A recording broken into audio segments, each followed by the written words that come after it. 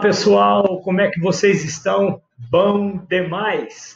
Então, gente, agora nós vamos começar um novo capítulo da apostila, né? Uma vez que nós encerramos a parte referente ao Império Romano, né? Nós falamos a respeito da queda do Império Romano Ocidental, e eu costumo dizer o seguinte: olha, agora nós vamos começar a parte referente à chamada Idade Média, né? Nós vamos começar a estudar a Era Medieval. E o período da Idade Média, ele é muito, já foi tema de muito debate por conta daquela história de Idade das Trevas. E aí é fundamental que a gente entenda que está errado dizer Idade das Trevas, né? Essa é uma expressão preconceituosa que foi criada, né, pelos pensadores renascentistas. Lá no Renascimento, quando a galera só queria saber de antiguidade, né? Quando houve uma revalorização da era clássica, nós teremos então uma retomada, nós teremos então uma visão muito ruim, muito negativa do homem renascentista em relação à Idade Média. Essa expressão Idade Média é inclusive criada nessa época, né? Idade Média, porque é como se você estivesse pensando assim, né? Você teve uma era magnífica, aí você teve um período de nulidade, e agora nós estamos retomando, né, aquela era magnífica. Tanto é que a expressão renascimento, né? Renascimento, quer dizer, eles estavam, a cultura, a produção intelectual, a ciência estava renascendo depois de 1000 anos de paralisia, né? Então, essa visão é uma visão preconceituosa, uma visão que está errada. Por que eu digo para vocês que está errado? Está errado, gente, porque ao longo da Idade Média houve uma produção muito significativa no campo intelectual, houve uma produção muito significativa no campo do pensamento.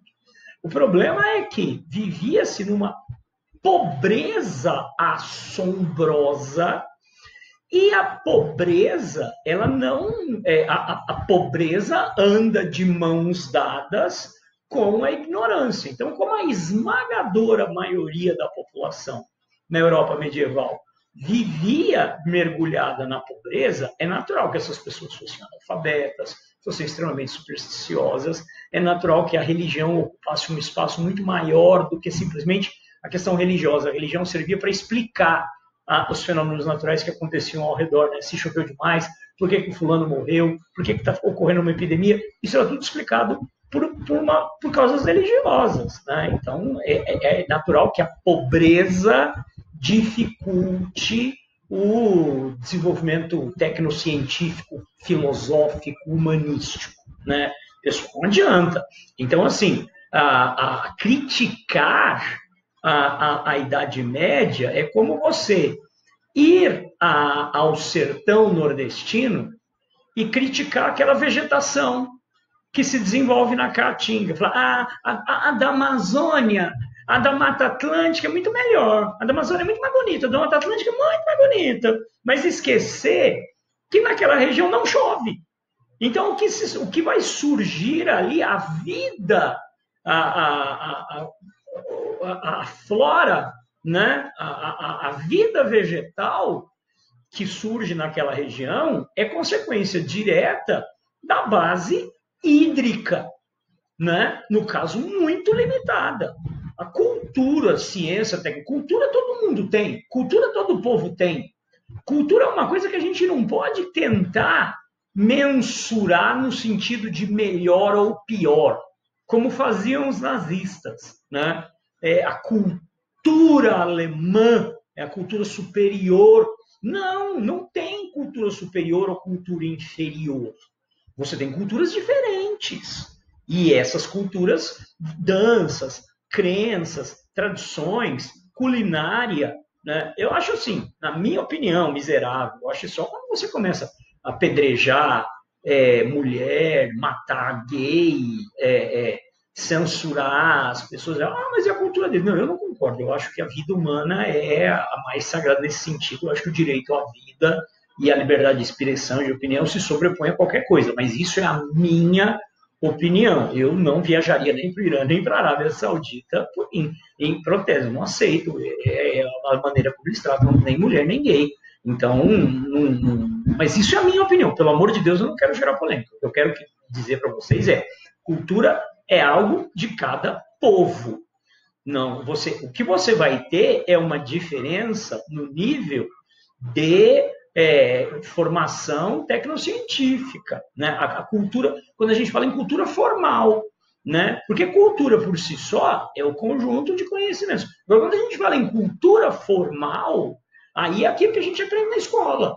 É aquilo que vocês estão aprendendo na escola, que vocês vão aprender na universidade. Tá, pessoal? Isso é cultura.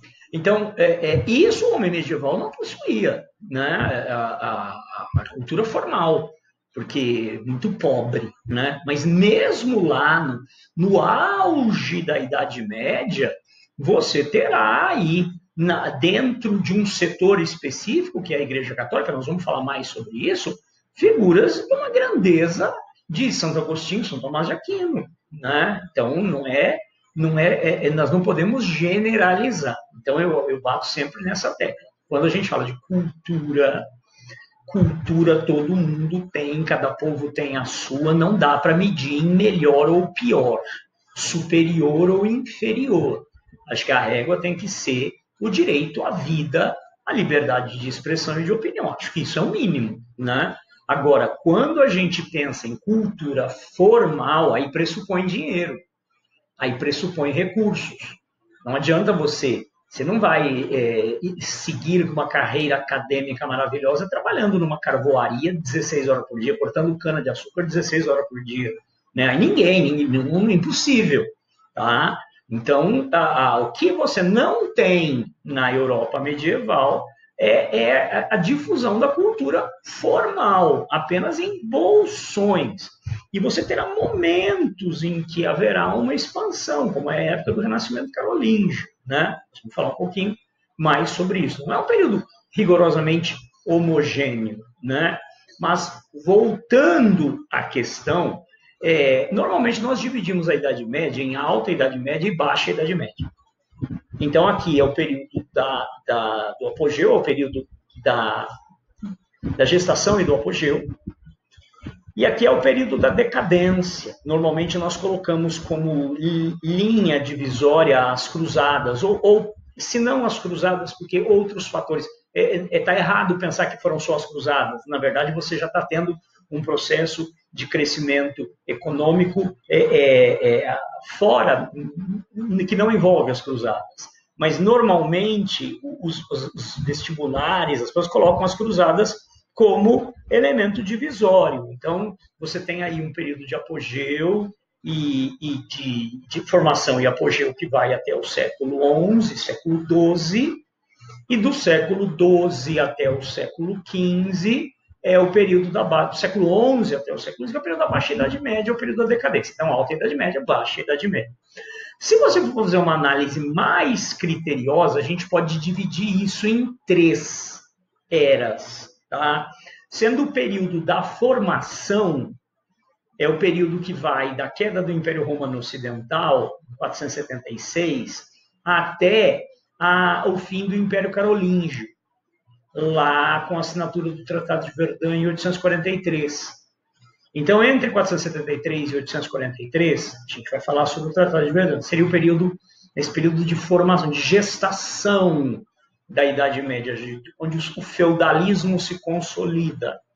Depois de 843 até os idos de 1100, você teria o apogeu, quando a Idade Média e o feudalismo atingiram a sua forma definitiva, sabe? Aquela coisa do relações de suzerania e vassalagem, servo, senhor, todas as obrigações, corvéia, talha, banalidade, aquela coisa que a gente estuda como características gerais do feudalismo. Então, aqui entre 843 e os idos de 1100.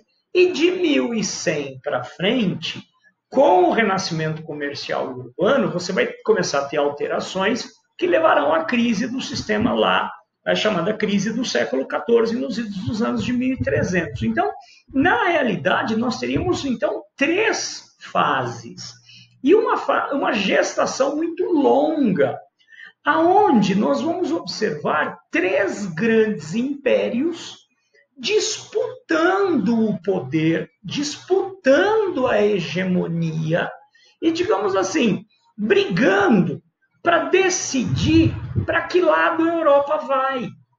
Nós teremos aí 3 grandes impérios. O Império Bizantino,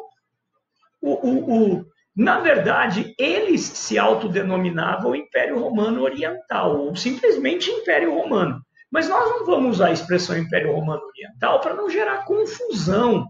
Tá? A gente usa a expressão Império Bizantino para a gente se referir àquela parte do Império Romano que continua existindo, Império Romano Oriental, e que vai persistir até 1453. Nós teremos o mundo islâmico, o Império Islâmico, se expandindo a partir das realizações e das pregações de Maomé, né? As pregações de Maomé que acontecem ali, Maomé entra na jogada, a Hégira é 622, então é século VII. Tá? Então esse império que está surgindo aqui no século VII e que vai gerar aí uma mudança, o mundo vai virar de pernas para o ar. Tá? E o Império Carolíngio, né? Esse o mais curto, que vai surgir na região da França e que vai se apresentar como um substituto do antigo Império Romano Ocidental. Carlos Magno será coroado novo Imperador Romano Ocidental, né? Em 800, 25 de dezembro de 800. Então, esses 3 impérios, depois que cai o Império Romano Ocidental, qual vai ser o caminho seguido pela Europa?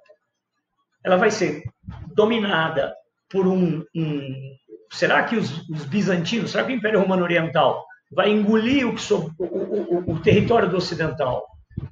Será que um povo de uma religião não cristã que entrou na jogada, assim, que surgiu do nada e entrou na jogada e disputando pau a pau, será que essa população não cristã vai tomar o controle?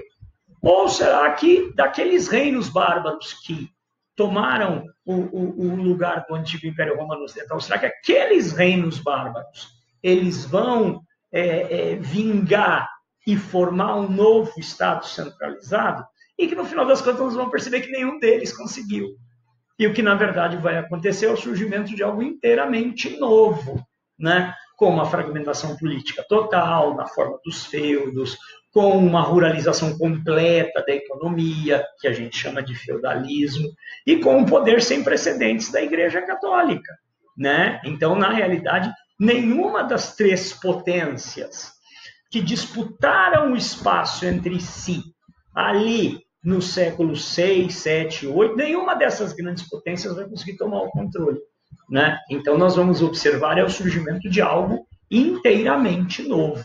Mas agora, o que nós vamos ter que nos dedicar um pouco é a falar a respeito dessas 3 potências, o Império Bizantino, o Império Islâmico e o Império Carolíngio. Essas 3 grandes potências que acabaram disputando o poder. Eu já estraguei o final da história, nenhuma delas vai vencer, não na Europa Ocidental, o Império Bizantino ocupando a Europa Oriental, parte do Oriente Médio.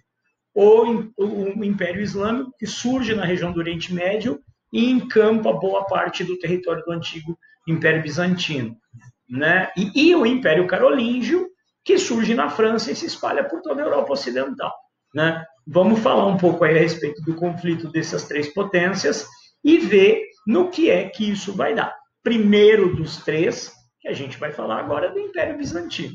Certo, pessoal?